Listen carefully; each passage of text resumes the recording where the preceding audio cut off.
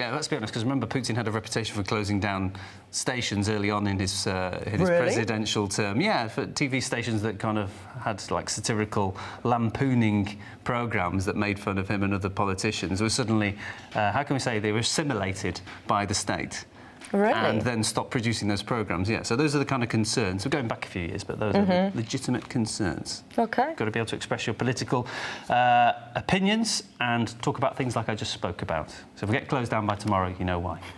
The carrying of the torch, it used to just be get somebody connected to the Olympics, you know, somebody important, somebody famous, somebody people respect, get them to hold the torch, run with it, walk with it, put it down, let's start the games.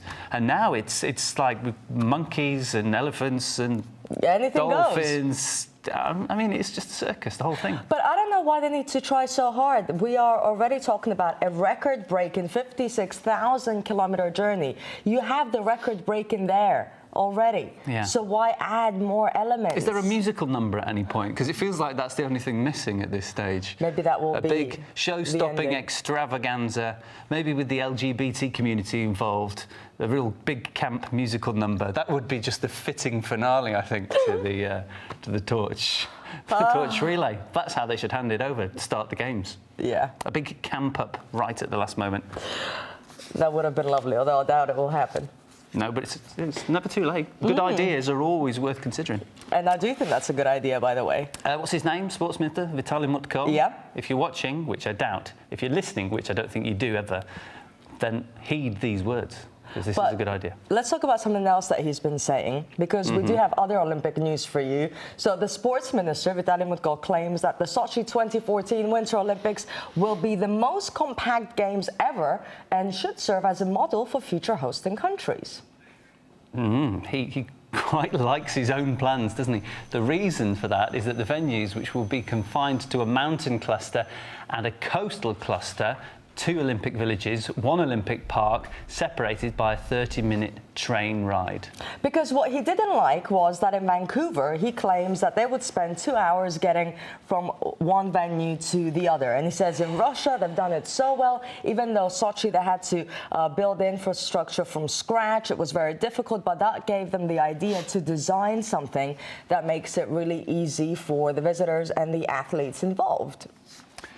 So I'm just going to summarise here. So government official says it was a huge task, a huge undertaking. It was so difficult. Few people in the world could have done it, but I've done it. And not only have I done it brilliantly, I've done it better than any of the games that came before. So basically, I'm just an incredible person. And it only cost several $1 billion.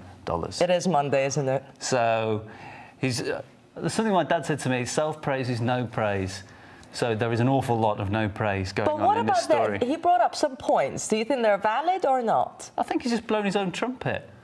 That could be the start of the games, him blowing his own trumpet. No one else will blow our trumpets, you know. Everyone else is just criticising us. So who else will do it but us? Yeah, but he's just championing himself. He's just saying, well, haven't I done a brilliant job? Everybody queue up and pat me on the back.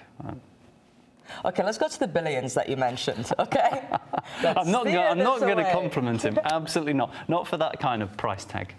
OK, well, the price tag is in excess of $50 billion, making the Games the most expensive ever as well.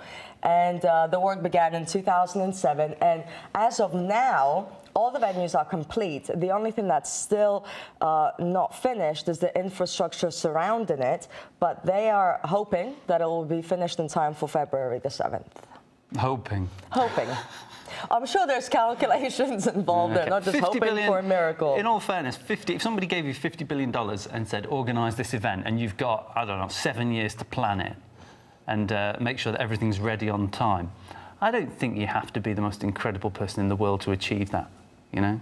It requires organisation, hiring the right people who will carry out what you've set out to do. It's not, you know, it's not that hard. Get several builders and say, I've got all this money, who will do it? As they all put their hands up, and then you just choose the best one, and that's it, you know. But anyone in simplifying construction, just from knowing some property people, anyone in construction will tell you that things go wrong all the time. That's just so they can bump their bills up. Things only go wrong so that they can make more money. I can't win with you today. I'm sorry, it's all gone terribly wrong. We're going to have to do it again. We're going to be here another week. It's going to cost a lot more than we originally said, but we did warn you that things could run over budget. All right, Mr. Harvey. Yes. It's Monday. It's going to be like that. You've got 2 hours of this, 2 hours of this to come. All right.